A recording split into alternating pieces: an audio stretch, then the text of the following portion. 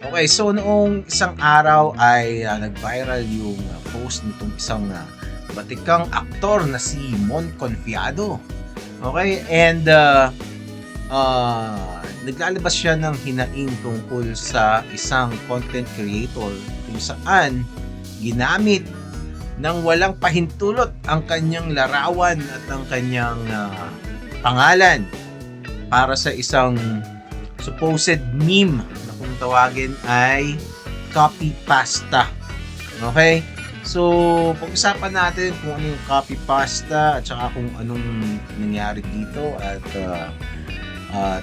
yung ibang mga sinabi noong content creator na ang pangalan ay Iliad. Okay? A few days ago, itong si Mon Confiado ay pumunta sa NBI Cybercrime Division para maglatag ng reklamo laban dito sa isang content creator na kung tawagin ay Iliad.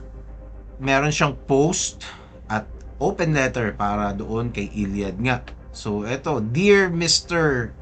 Jeff Lian Lian Lian Lian Roy. Lian Roy siguro to. Lian Roy Bonilla Jacinto alias Iliad. 'Di ba? So, well, naway maging aral sa iyo ito at sa ating lahat. Basically, ang sinasabi niya dito eto nga, magsasampa siya ng reklamo dahil sa palagay niya ay unfair ang pagkakagamit ni Iliad doon sa kanyang litrato at pangalan na hindi naman niya pinahintulutan, 'di ba? Kahit pa alam niya na meme lang 'yon, 'di ba? Kasi ang reasoning niya hindi lahat ng tao ay magye-gets na meme yung ginawa niya at maaring makasama yon sa kanyang pangalan at iisipin ng mga tao ay masama ang ugali niya, 'di ba? At kumbaga magnanakaw pa siya, 'di ba? Syempre, iniingatan niya yung reputasyon ng pangalan niya dahil doon nakasalala yung trabaho niya bilang isang actor, bilang isang endorser, bilang isang model, 'di ba? Bilang isang public figure. So, bad trip siya kay Iliad tapos parang nagsorry ka nga. Mamaya babasahin natin yung statement ni Iliad, no. Hindi satisfied si Mon Confiado doon at feeling niya ay hindi sincere yung apology nitong si Iliad. Okay, so kasi ang ano pong mga pinaggagawa nitong si Iliad, 'di ba? Ayan, no, nagkaroon pa sila ng mga ano ng mga tawag doon DMs. So, ito yung post na ikinabad trip nitong si Mon Confiado.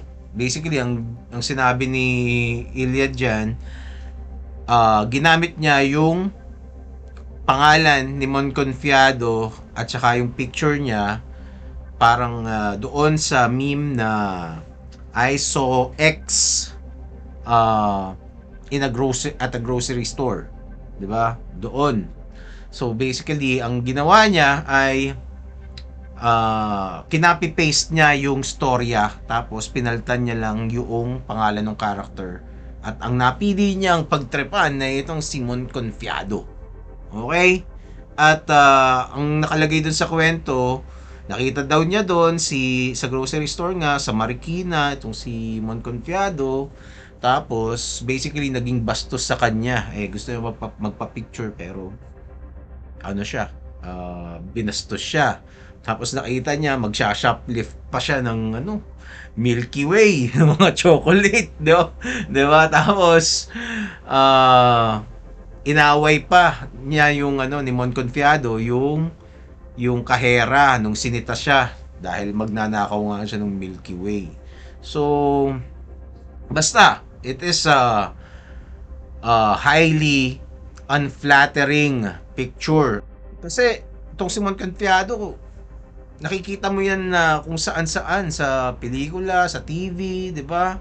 So, pag nakita mo siya ngayon, pag nakita ng mga advertisers na pwedeng kumuha sa kanya, 'di ba? Ay, masama pala pang ugali ng Mon Confiado na ito. 'Di ba? So, 'yun ang inaalala nitong si Mon Confiado. Aside from siguro, na bad trip na rin siya, siguro napahiya din siya, 'di ba? Hindi ko alam. Tapos yung community pa ata nitong si Iliad, pinagtawanan-tawanan pa si Mon Confiado, di lalong nabwisit, 'di ba? So ayan, nandito sa na ano siya ngayon. Nandiyan siya ngayon sa NBI. So, yun, basahin natin yung yung apology ni Iliad naman. Okay? Okay, so dahil nga dito sa problemang ito na ginawa niya nitong si Iliad, at galit itong si Mon Confiado, somewhere along the way, ito naglabas siya ng official statement, 'di ba? May official statement for real this time. So ito yung sinabi niya sa kanyang official statement. When I made the post, I thought it was just another meme that no one will remember in 10 days or 10 weeks or maybe even 10 years. 10 years, so okay. But this time, I don't think that will be the case. For those who don't know, I'll fill you in. I made a copy pasta about Mon Confiado, a Filipino actor, and the copy pasta was the I saw X at a grocery store and he confronted me about it. Okay, so apparently itong yung storya na ginamit niya si Mon Confiado ay hindi siya yung nagsulat nun. Okay, hindi siya yung original na nagsulat nun. Kinopy-paste lang niya ang storya na yon at pinaltan yung character na Mon Confiado at saka nilagay yung picture niya. Okay, kaya nga copy pasta kasi galing yon sa copy paste. Okay? So actually nauna pa ito kaysa dun sa creepy pasta na tinatawag, 'di ba? So yun ay mga meme culture na medyo it's a little bit too weird already for typical Pinoy meme culture. Okay, pero paminsan-minsan may nagli-leak din sa Facebook at saka sa YouTube, pero mostly ang mga ganitong klaseng meme nandun sa mga forums dati, 'di ba? Pero ngayon nasa nasa Reddit, nasa 4chan, 'di ba? Mga ganong klaseng internet people ang mga nakakaalam tungkol sa mga ganitong klaseng memes, 'di ba? And etong mga to, these are a lot of them, hindi ko naman sasabihin lahat, no? Pero a lot of them are the snooty types. Okay, so tuloy natin. This originally started with the artist Flying Lotus, but there are many variations of it. It could be about someone you know or someone else who is famous. Same story but different name. So yun nga yung in-explain ko. There's even a notable video about American actor Ryan Gosling. Isa pa, Iliad, no? Dahil nag-viral na to sa Facebook, dapat ang ginawa mong official statement, dapat nagtagalog ka. 'Di ba? Di ko alam kung Pinoy ba tong si Iliad or di ko alam. Pero mas maganda kung nagtagalog ka na lang. 'Di ba? So, tingnan natin yung kasunod para mas naintindihan ng mga tao.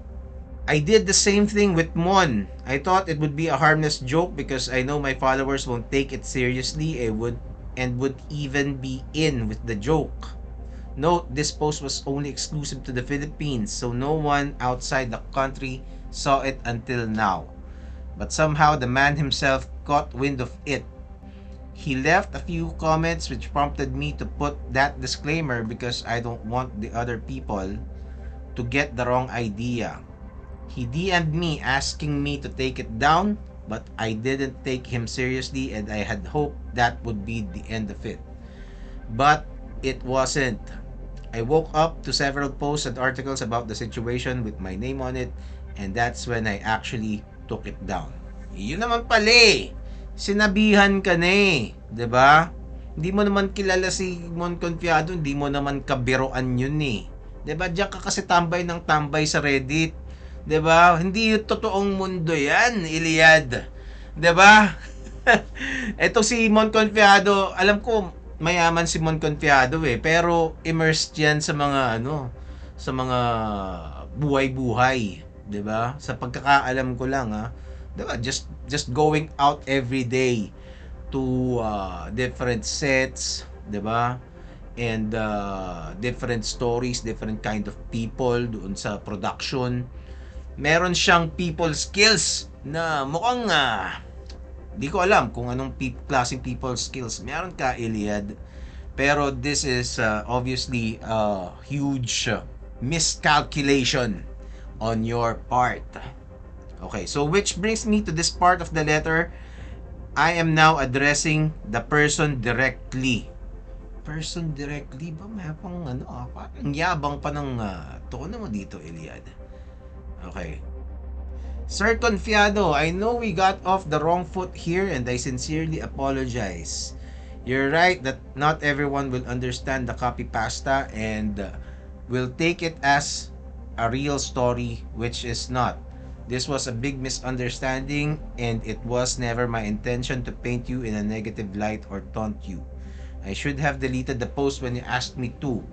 We can shake on it or not. I just don't want this to go any further. We can shake on it or not. May or not ka pang naalala. 'Di ba? May on ikaw pang mag-o or not. Diba, parang ano eh, 'di ba? Parang ang dating nun parang take it or leave it, 'di ba? Tingnan natin kung saan makakarating 'to, pero sana hanggang dito na lang.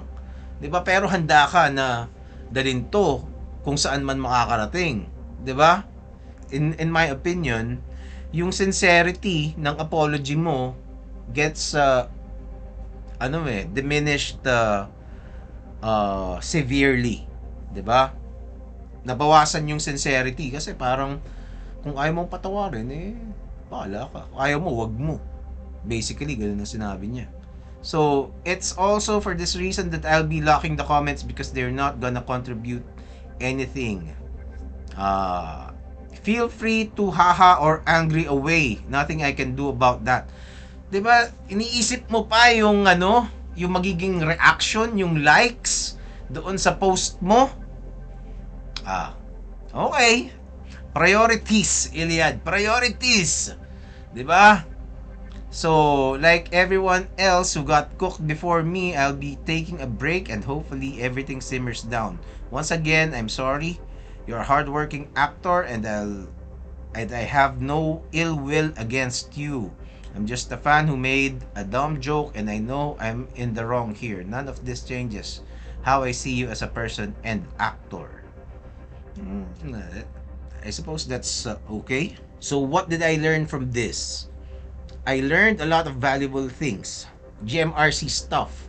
But one thing I'd like to share with you all is that international meme culture is almost impossible to adapt with local Filipino meme culture.